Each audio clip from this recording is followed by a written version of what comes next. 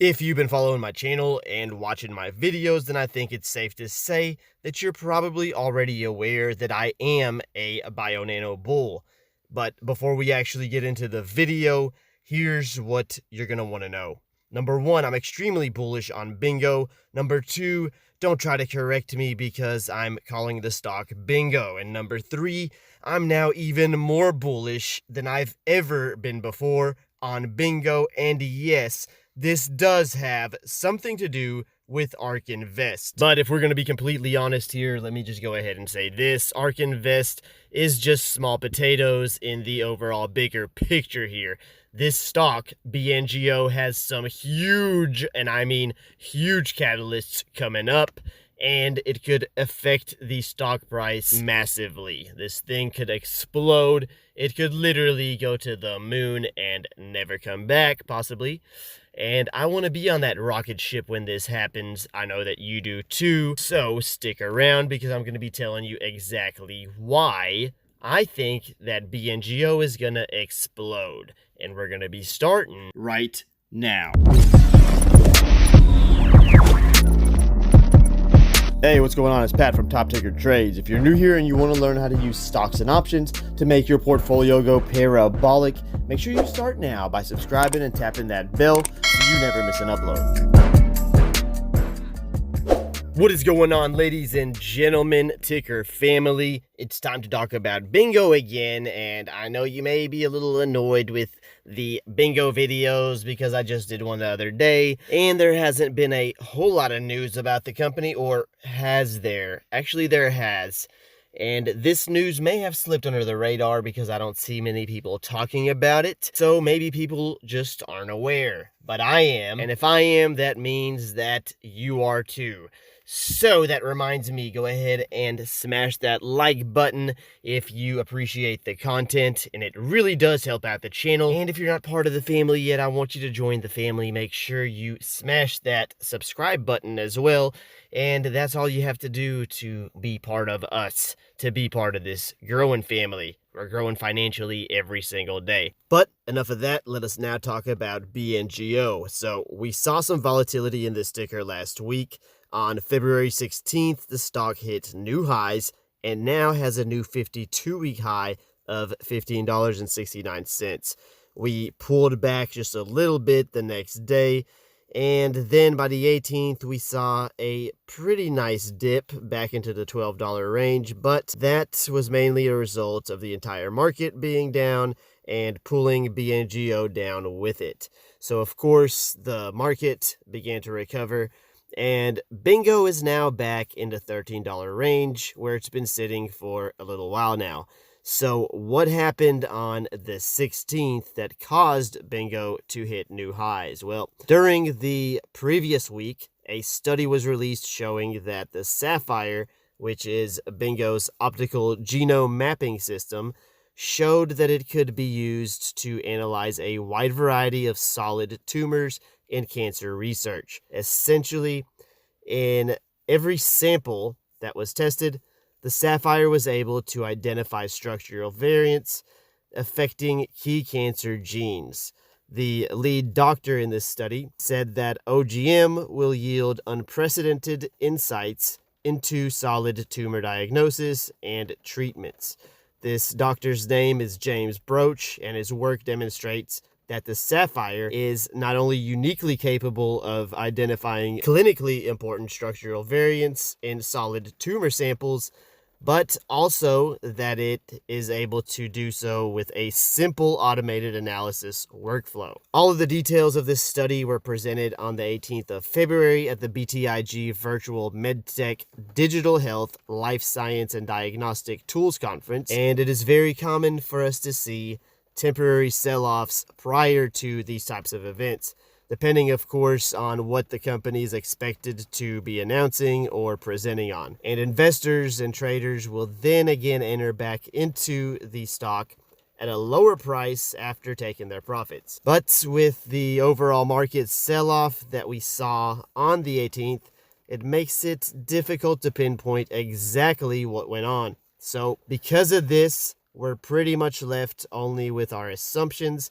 And one thing that I'm going to say that's for certain, though, is that we are most definitely trending upwards. And from a technical standpoint, it would appear that we are actually in an upward channel. And if we break through the current resistance, then we're going to be seeing the $20 range very soon. So what I really like to see is when a company's technicals and fundamentals match up. So while it's true that BNGO has previously had problems with burning through a lot of cash, it's not really an area of concern for me at this time. So what I am focusing on here, though, is the huge catalysts that could potentially cause BNGO to fly to the moon. So we're going to briefly talk about these catalysts, and I'm going to tell you what they actually are. So starting with the biggest catalyst, and this one could create a massive run, we're talking about a $60 price target here pretty easily if this one goes through. So namely, we are talking about government funding. So we've been hearing a lot about these virus mutations, and they're creating much more serious and deadlier versions of the virus. And it looks like our government wants to take swift action to make sure that this situation is contained. So a few days ago, the White House announced a scaled up push by the Centers for Disease Control and Prevention and by a U.S. Army Biodefense Institute. But the more significant action comes from Capitol Hill, where a House bill headed for the floor debate would provide $1.75 billion for genomic sequencing. But we also need to consider provisions of President Joe Biden's virus relief bill, which would take the hunt to another level. Besides the $1.75 billion budget for gene mapping, House legislation that cleared the Energy and Commerce Committee last week calls for the CDC to organize a national network to use the technology to track the spread of mutations and guide public health countermeasures. In the Senate, Wisconsin Democrat Tammy Baldwin has introduced a bill that would provide $2 billion. And Baldwin says that the U.S. should be analyzing at least 15% of positive virus samples. That might not sound like much, but the current rate is believed to be around 0.3 to 0.5%. Analyzing 15% of positive samples would expand surveillance by at least 30 times. So as you can all see, this is a very big deal. And let me just say this again, BNGO is in a prime position to benefit immensely from all of this. And let me tell you exactly why. So to prove this to you, we'll have to hop into our time machine and go back to January 11th, 2021. Do you guys remember the symposium? I'm going to go ahead and refresh your memory by reading part of this article. The C19 host genome SV consortium identifies structural variants with possible roles in pathogenesis and outcomes in severely ill C19 patients using BioNano's Sapphire system. First publication from International Consortium highlights prowess of Sapphire in identifying large SVs with clinical significance and in C19, an area with great public health implications. BioNano Genomics Incorporated announced today the first publication from the C19 host genome structural variant consortium. The study found that optical genome mapping with BioNano's Sapphire system identified structural variants that affected genes in pathways that control immune and inflammatory response, viral reproduction, and mucosal function. The authors believe that these SVs may provide key insights into the pathogenesis of AC19 and outcomes in patients who become severely ill. The consortium was formed by Dr. Ravindra Kohli from Augusta University with the goal of identifying large SVs that factor into the clinical course and outcomes of patients who contract C19. Unlike other analysis of the host genome, which are usually limited to genome-wide association studies or exome genome sequencing and aim to detect single base pair changes, the consortium focuses on finding larger variants in patients' genomes because they are believed to have a greater potential to impact genes. The consortium has selected OGM with the Sapphire system for genome analysis, owing to Sapphire's documented performance as the leading platform for detecting these large SVs. The study reports the analysis of the genomes of 37 patients who were admitted to the ICU at Augusta University with severe C19 disease. 30 patients needed mechanical ventilation with a mean intubation duration of 12 days. Of the 37 patients, 25 recovered and 12 died. The SVs revealed by Sapphire were confirmed with other technologies such as quantitative PCR.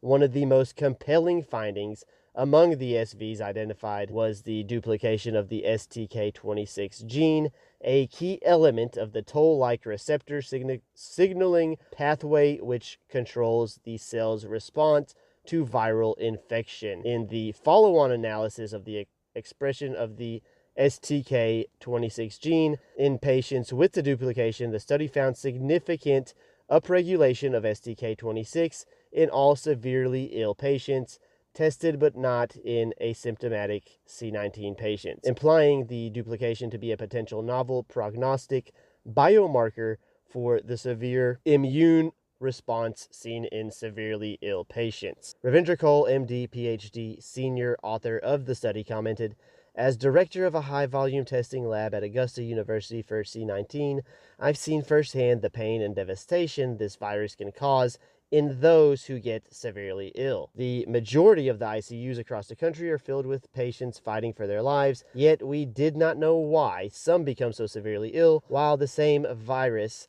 causes only mild symptoms in most. Our study shows clearly that many of the severely affected patients carry genetic variants that may cause or at least contribute to the severity of their disease by weakening the effectiveness of the immune response, increasing viral replication, or making it easier for the virus to spread between cells in the body. Importantly, the large genomic variants detected by optical genome mapping in this study are typically missed by the short-read sequencing or SNP methods used in other studies, which explains why previous studies haven't made the same impact." And now here's what the CEO of BNGO Genomics had to say about this. "The C19 pandemic continues without signs of slowing down. The study demonstrates that the wide variation in symptoms exhibited by patients is likely not random for most of them, but instead at least partially the result of SVs affecting critical pathways in patients, defenses against infection, and immune responses to the disease. The results also demonstrate that even when a disease has already been studied extensively with sequencing,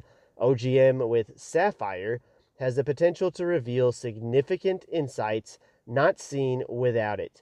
While we are devastated by the loss of lives caused by this global pandemic, we are grateful that our genome analysis platform can contribute to a better understanding of the disease and possibly help save lives." So listening to that, I hope that you guys realize what a big deal BNGO Genomics actually is. And like I said before, BNGO Genomics is positioned to take the cake on this one.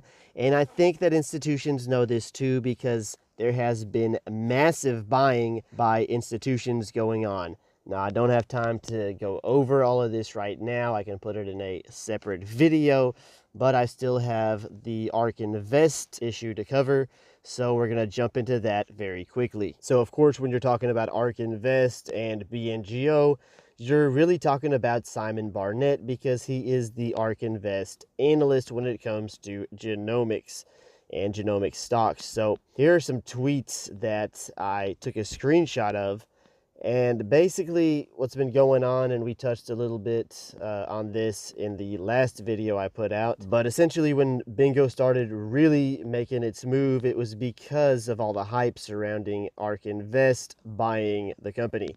And initially, it was discovered that Simon Barnett had tweeted something about wanting to speak with the CEO, or being interested in speaking with the CEO of BNGO Genomics, and that kind of got everything hyped up, and BNGO pretty much took off. Before that point, you did have people that were investing in BNGO, but most retail investors just weren't familiar with BNGO. They weren't familiar with the Sapphire or any of the technology that the Sapphire has to offer. So pretty much everybody was kind of blind to the fact that we've got this awesome company with awesome tools that are advancing genomics. And at the time, the stock was dirt cheap. It was just a penny stock. But now that retail investors got wind of it, everybody's bought into it. And with the new leadership that BNGO has, they've done a great job at pretty much advancing awareness of the sapphire technology, and a lot of new studies have been coming out. So everything's getting validated at this point, and I think we're going to see some amazing things. But today we're seeing that a lot of retail investors are pretty much harassing Simon about having BNGO added to the Ark Invest portfolio, the ARKG portfolio. So let's take a look at this first tweet, and then we're going to take a look at the second tweet and discuss what all of this means. But the first one says, in fact, I wish more folks didn't try to make LRS and OM into a false dichotomy that this is a zero-sum game. A isn't true, and B makes this into a my team versus your team scenario, which get people entrenched in their original views and doesn't facilitate discussion. So let's talk about what this actually means. So when he's talking about LRS, he's talking about long read sequencing, which pretty much he's referring to the technology that Pacific Bio is using, which is a company that Ark Invest is invested in. And then when you're talking about OM, he's talking about optical mapping or optical genome mapping. And when he's saying that, he's pretty much talking about bionanogenomics, or as we know them, BNGO. So what he's really saying here, because he uses the term zero-sum game, which means that if one gains, then the other loses. So he's calling this a false dichotomy, which means that this would not be true, and pretty much is saying that both of these tools are needed and not choosing one over the other. So his words say one thing, but his actions say another, because Ark Invest still hasn't bought into bionanogenomics. And this is making some retail investors very angry, and they're pretty much putting him down on Twitter and other social media websites. But here in this other tweet, he says, I don't think the proliferation of hi-fi hurts OM whatsoever. I think OM is a wonderful fit to displace legacy cytogenetics, which I do not think LRS methods are cut out for. This is partially why I've been saying that these tools can coexist. So essentially what he's saying here is that LRS, which is long read sequencing like Pacific Bio, is not cut out to displace legacy cytogenetics, but he thinks that OM is a wonderful fit. So he's basically saying that BNGO is a wonderful fit to displace legacy cytogenetics. And now you see what I was saying from the previous message. The previous tweet, he's saying that this is partially why I've been saying that these tools can coexist. So if Ark Invest has the ARKG portfolio or ETF, where they're pretty much buying all sorts of genomics related stocks, then why would they not buy BNGO, especially since what he's telling us here is that, one of them is not going to do the job alone. Basically, both of them are needed, because we know that OM or OGM does things that LRS cannot do. And then we've been seeing all these new articles coming out, all these studies, which are pretty much validating the sapphire. So why would Simon not be impressed by this technology? Because I know that it impresses me, and it's impressing a whole lot of other people that are invested in this company. So the only explanation for this is maybe, there's something he's not telling us. Maybe he believes that the company is overvalued. I know that Ark Invest is expecting a correction at some point pretty soon. I'll post a video about that a little later, but that may be related. They're maybe just buying specific companies that they believe are undervalued at this point and getting rid of anything else that's a little bit more speculative. And maybe that has something to do with why they haven't purchased BNGO. That would be one of the theories, and then based on what Cathie Wood just recently said in an interview, it would make sense, but based on their buying habits and their buying habits of stocks that they were buying while they've been exposed to the sapphire and knowledge about what the sapphire does, then that theory wouldn't really make sense. But another theory that I have maybe, and this is based off of some reading that I've done, currently bionanogenomics doesn't really have any competition, but Some people are under the impression that it wouldn't be too hard for a competitor to come in and give BNGO some trouble. Now, I don't necessarily agree with that. Okay, so I don't agree with that at all, but it could be what Simon is thinking. We just have to pretty much wait and see on what's going to happen. But those are just some theories I wanted to share with everyone. Now, there's one more significant thing to mention here, and that's that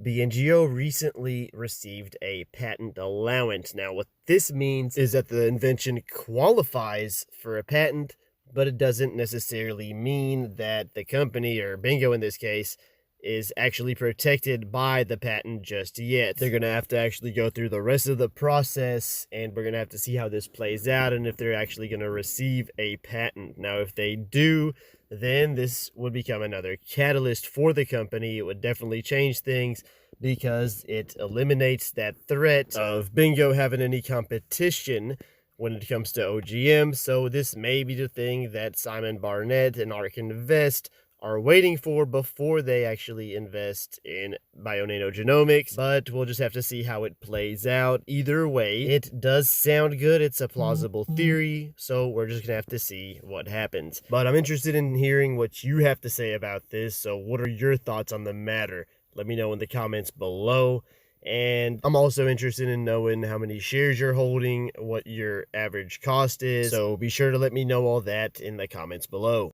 While I have you here, I wanted to quickly tell you about the brand new First Trade app, available for mobile or PC. The platform will give you access to powerful and easy to use tools and allows you to trade with less restrictions, zero commissions, zero fees, and you can use the first link in the description below to download a free stock today without having to deposit any money. This will greatly help out the channel and is always appreciated. And now back to your regularly scheduled programming.